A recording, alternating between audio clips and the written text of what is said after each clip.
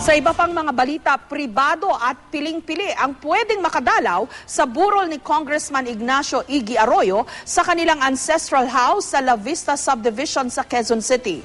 Ayon na rin daw yan sa kagustuhan ng kanyang mga anak sa unang asawa na si Marilyn Jacinto. Kabilang sa mga naunang bumisita doon si dating Pangulong Gloria Arroyo. Live mula sa Quezon City, may report si Ruth Cabal. Ruth? Jessica, ngayong gabi ay nagkaroon pa ng pamisa para dito nga sa yumaong si Representative Iggy Arroyo. Naging very private itong unang araw ng kanyang burol dito sa kanilang ancestral house sa La Vista Subdivision dito sa Quezon City. He was the kindest man.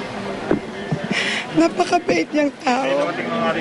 I just want him to have a dignified burial. Ganito naalala ni Grace Ibuna ang yumaong live-in partner na si Negros Occidental 5th District Representative Iggy Arroyo.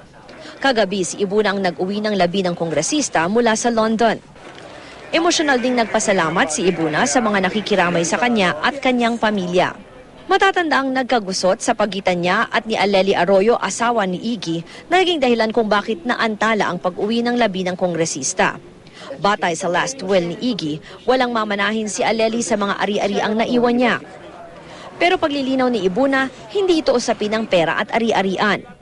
For the record, it wasn't for money, but I hope you understand that this is not the proper forum for me to discuss anything about that.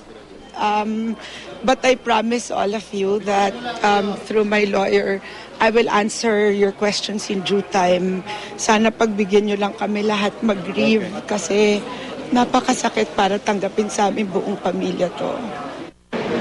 Mula sa airport, diniretso ang labi ng kongresista sa Arlington Funeral Home sa Quezon City at inayusan para sa kanyang burol. Sa ngayon, sa kanilang ancestral house sa La Vista Village sa Quezon City, nakalagak ang labi ng yumaong kongresista. Pribado ang burol at bawal ang media sa loob. Alinsunod yan sa kahilingan ni Dina at Bianca, ang mga anak ni Iggy sa kanyang unang asawa. Pati na sa pakiusap ng Homeowners Association ng La Vista para hindi raw mabulabog ang buong village. Naiayos na rin ng mga anak ni Iggy ang schedule ng misa. Dadaluhan naman daw ito ni Aleli kasamang anak na si Alelu. Pagdating ng Sabado at Linggo, ililipat ang labi ng kongresista sa bahay naman nila ni Aleli sa 17 Bajau Street sa La Vista pa rin. Ang misa roon sa alas 2 ng hapon at alas 7 ng gabi. Sa Lunes naman nakatakdang dalhin ang labi ni Iggy sa Kongreso. Matapos ito idadalhin na ito sa Bacolod City hanggang March 7. Sa March 9 ito nakatakdang ilibing sa Manila North Cemetery. Samantala, bumisita rin sa burol ng kanyang bayaw si dating Pangulong Gloria Macapagal Arroyo. Bago pa mag alas 8 ng umaga, umalis na si Arroyo sa Veterans Memorial Medical Center o VMMC kung saan siya nananatili. Sa Lamay, bukod sa pagbibigay ng huling pamamaalam sa kanyang bayaw, nagkaroon din daw ng pagkakataon ng dating Pangulo na makasamang muli ang kanyang mga kaanak. Nagluluksaman, nananatili naman daw matatag ang dating Pangulo. Nagkaroon din ng informal caucus si Arroyo kasama ang ilang kongresista. Bandang 4:12 naman ng hapon muling pumasok ng gate ng VMMC ang convoy ni Arroyo.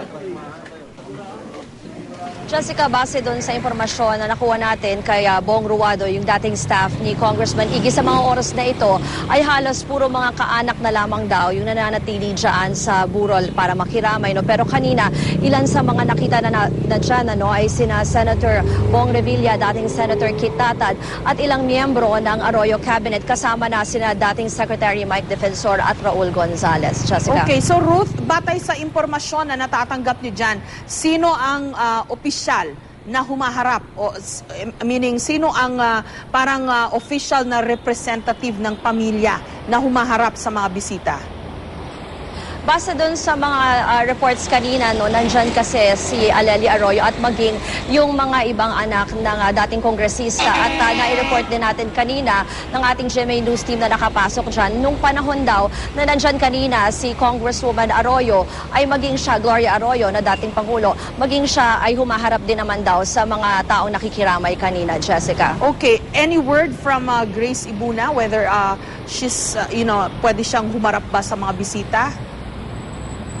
Sa ngayon, wala pang pasabi mula doon sa Ibuna Camp. As of kanina, mga before 6 o'clock, yung huling nakapasok na kasamahan ka natin dyan sa media, hindi naman daw nila nakita dyan sa ancestral home ng mga Arroyo itong si Miss Ibuna. Jessica. Okay, maraming salamat, Ruth Cabal.